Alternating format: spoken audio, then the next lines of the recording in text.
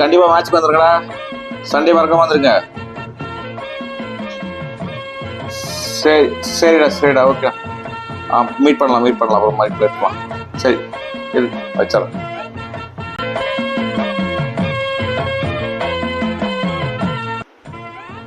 என்ன பண்ணிட்டு இருக்க?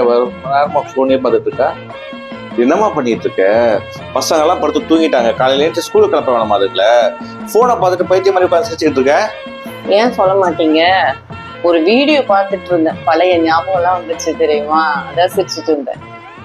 அப்படி என்னடி உனக்கு ஞாபகம் வந்துச்சு? பழைய ஞாபகம்லாம் இருக்கிற அளவுக்கு அப்படி என்ன வீடியோ பார்த்த நீனு? வாங்களேன் இந்த வீடியோ பாருங்களேன்.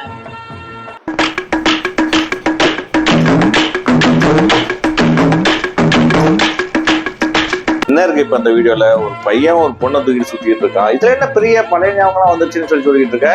அது இல்லைங்க, கல்யாணம் ஆன புதுசுல என்ன நடக்கவே விட மாட்டீங்கல்ல, தண்ணி குடிக்க போனா கூட தூக்கிட்டு தான் போவீங்க. அதை யோசிச்சேன், ஒண்ணு கேட்கவா?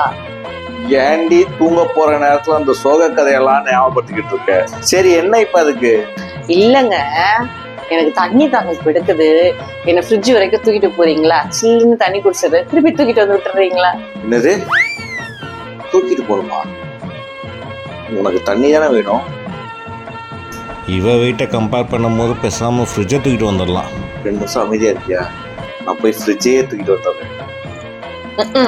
ரொம்ப பண்ணாதீங்கண்ணா. கல்யாணம் ஆன புதுசில் பண்ண தப்புக்கு இப்போ போய் தண்டனை கொடுக்குறாப்ப நம்ம கிரகம்.